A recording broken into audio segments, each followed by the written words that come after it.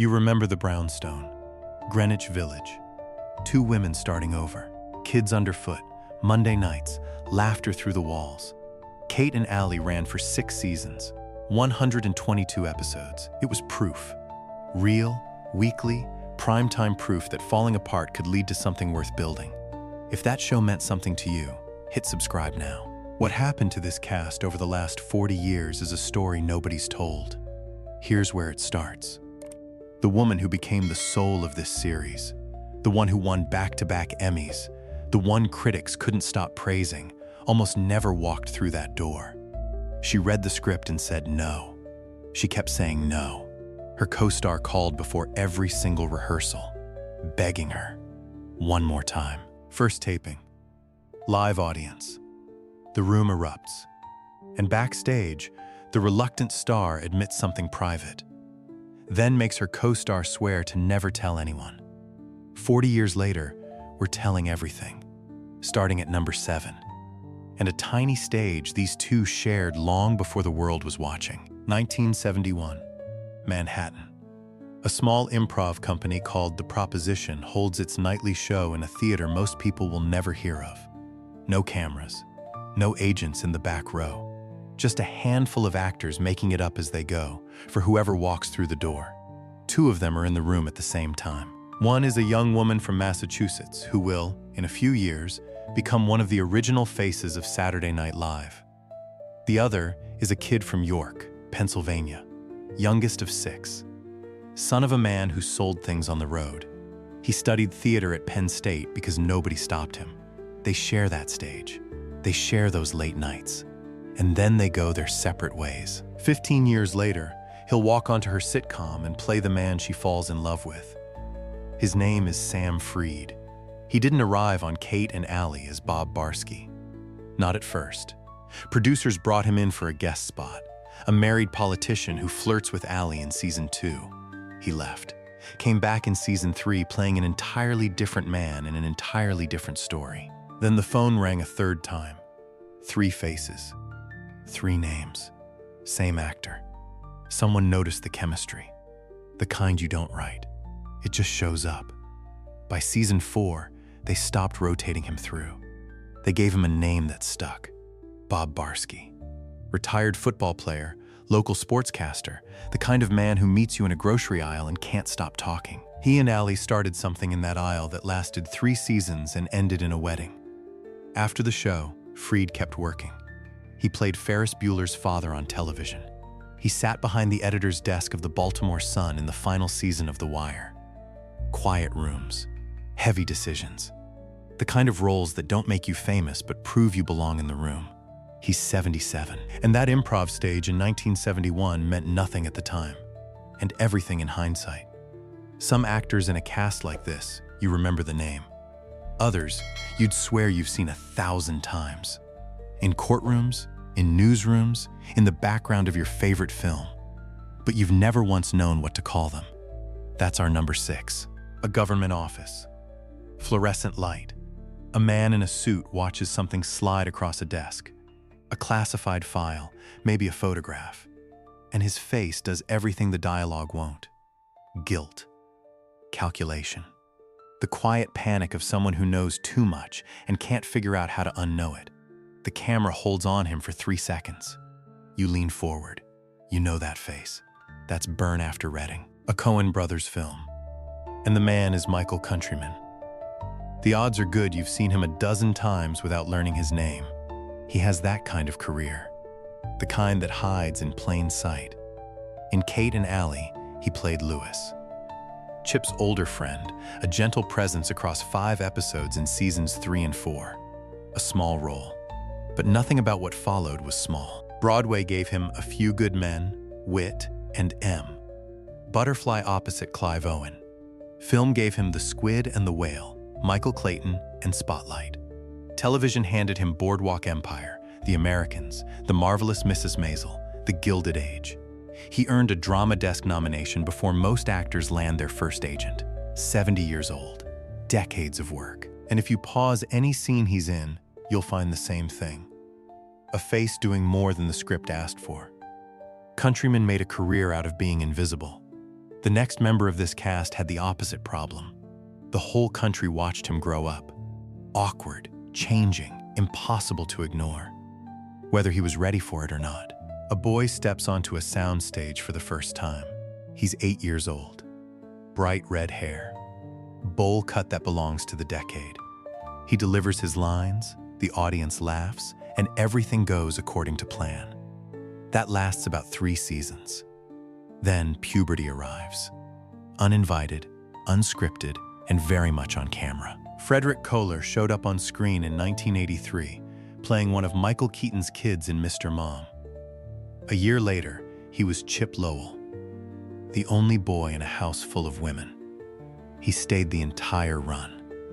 98 episodes across 6 seasons, growing from a kid small enough to sit on a kitchen counter to a teenager too tall for his own wardrobe. What the audience loved most was something the writers never planned. A voice changing in real time, on national television, mid-sentence, with nowhere to hide. If that's the Frederick Kohler you remember, you're not ready for what came next. After Kate and Allie, he enrolled at Carnegie Mellon, studied theater, came out with a degree and a completely different instrument. When he returned to the screen in 1999, it wasn't as anyone's little brother. It was as Andrew Schillinger, on Oz, HBO's unsparing prison drama. The character was the son of a white supremacist leader. Violent, cornered, spiraling into things Chip Lowell couldn't have imagined. The cute kid from Monday Night was gone. Kohler has been everywhere since. Pearl Harbor, Death Race, Criminal Minds, Grimm, NCIS. Always the guest you remember after the credits roll. 51 now. And the voice doesn't crack anymore. 3 kids grew up on that Kate and Allie set. Kohler was one. The other 2, both girls, both the same age, became inseparable. They're still close, decades later. But one of them made a choice that had nothing to do with any of this. We'll get to her. First, the other one. The girl who'd already done something extraordinary before she ever walked onto this show. 1 month past her 10th birthday. 1 role. 1 song the whole world could sing by heart. And a stage she wouldn't leave for almost 3 years. Allison Smith took over the title role of Annie on Broadway in 1980. At the time, she was the youngest actress ever to carry a Broadway musical. She held it for over 1,000 performances, standing ovations that blurred together until they became ordinary. But before Annie, there was Evita, the original Broadway production. Patti LuPone, Mandy Patinkin, and tucked inside the children's chorus, a 9-year-old from Manhattan who had no idea what the next decade of her life was about to look like. After Annie, Smith stepped off Broadway and onto a television set. She was 13. The role was Jenny Lowell, Allie's daughter, the girl who felt everything deeply and wasn't shy about saying so. She stayed for every episode, all 6 seasons, 122 of them. If you're still here, make sure you're subscribed, because the stories ahead will change the way you think about this cast. And then something happened that almost never happens to child performers. She kept going and kept growing. Aaron Sorkin cast her as Mallory O'Brien in The West Wing, the chief of staff's daughter. Rob Lowe's almost love interest. Smith recurred across all 7 seasons and holds a distinction nobody else on that show can claim. The only non-regular character to appear in both the pilot and the series finale. Carnegie Hall, the Kennedy Center, the White House. She's performed at all of them. She writes, she directs. 56, and the career that started in a children's chorus hasn't stopped moving. Ask Smith what mattered most from those years, and it isn't the awards or the stages. It's the friendships, one in particular. Her closest friend from Kate and Allie, the girl who played Emma, her on-screen counterpart, is someone she talks to all the time. They grew up on the same set. They were teenagers together. And then her friend did something nobody predicted. She walked away from all of it. The cameras, the auditions, the industry, and chose a life so different it barely seems like the same story. She's our number 3, 2 in the morning. A hospital in Los Angeles. Fluorescent light hums above a delivery room. A woman in scrubs checks the monitors, adjusts an IV line, speaks softly to the mother. A few minutes later, a first breath. She lifts the newborn, carefully, and places the baby on the mother's chest. Her name is Allie Myers. And 30 years ago, 30 million people knew her as Emma Mcardle. She was born in San Juan, Puerto Rico. Her parents, both performers, happened to be touring the island when she arrived. Her mother, actress Taro Meyer, brought her back to New York before she could crawl. By 5, Ari had written a play for her nursery school class. By 12, she was standing opposite Al Pacino in the film Author. A year after that, she was Emma, Kate's daughter. The teenager working out who she was in a shared apartment while the adults around her were doing the same thing. She stayed for 100 episodes over 5 seasons. And then she made a decision that stunned the network, the producers, and most of the audience. She left, mid-run, to go to college. Not after the series ended. During it, she packed up, enrolled at Yale, and used the money she'd earned on set to pay for every semester. In 1991, she graduated with honors. Double major. Philosophy and theater arts. She came back to acting for a while. A few films, some guest work. But somewhere along the way, the industry got quieter. And Ari Myers did something almost nobody in Hollywood ever does. She chose a completely different life. She went back to school, studied nursing. And today she works the overnight shift in a Los Angeles hospital, postpartum ward, caring for newborns and the mothers who just brought them into the world. Lactation consultant, steady hands in the most vulnerable hours of someone's life. At a cast reunion in 2021, she described her new career in 2 words. She loves it. 57 now. Her closest friend is the girl who played Jenny, her on-screen counterpart, her off-screen sister. 4 decades of friendship. And the kid who once chose Yale over CBS chose something even braver the second time around. 2 child actors grew up on that set and came out whole. The woman who made that possible, the one who demanded this show stay in New York so she wouldn't have to leave her own kids behind. She's next. But before she was Kate Mcardle, she was a fan. A real one. The kind who follows a movie star through a supermarket just to see what he puts in his cart.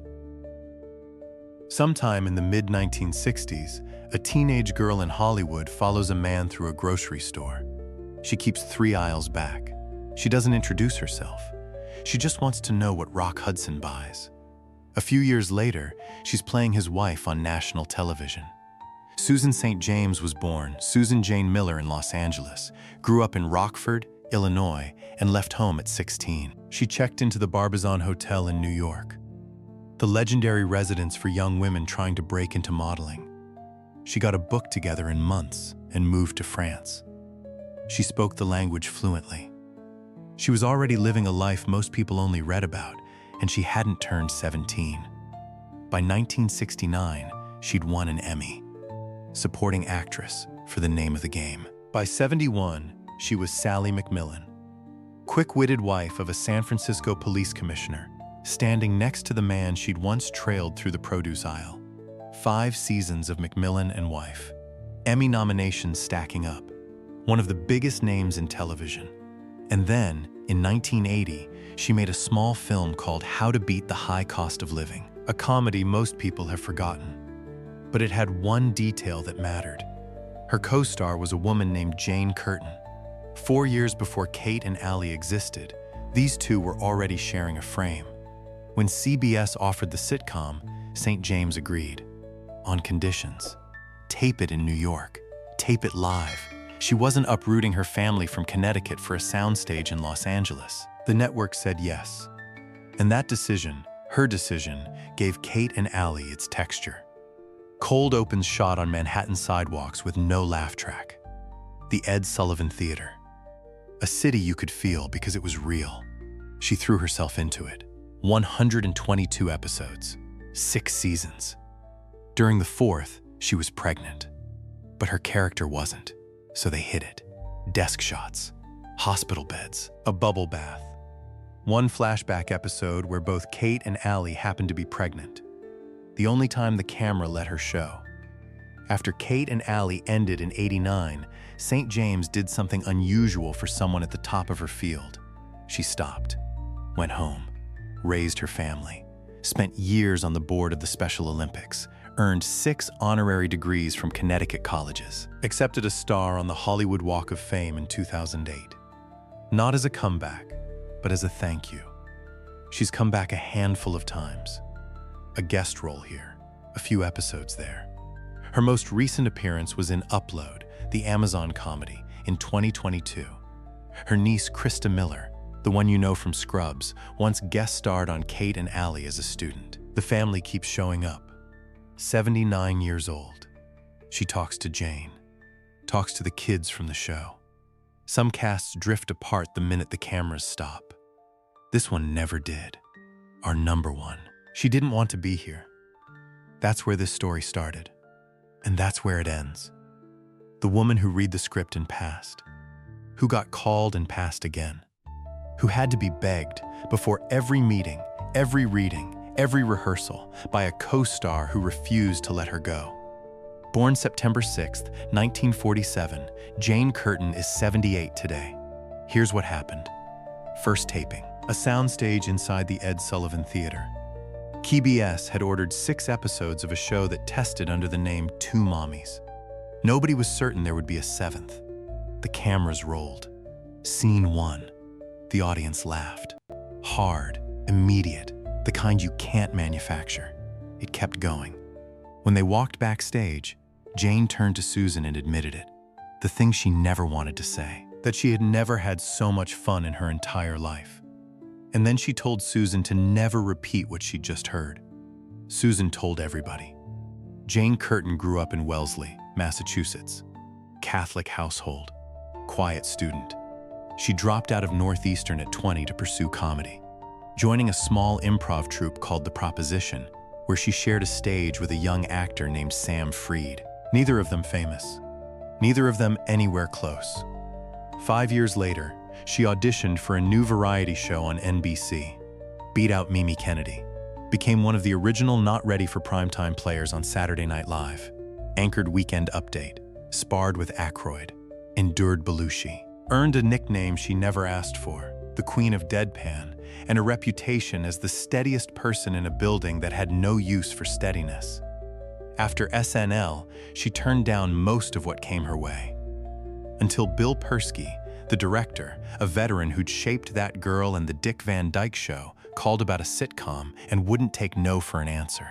She took the 6 episodes. Then the Emmys came. 1984, 1985, back to back. Outstanding lead actress in a comedy series.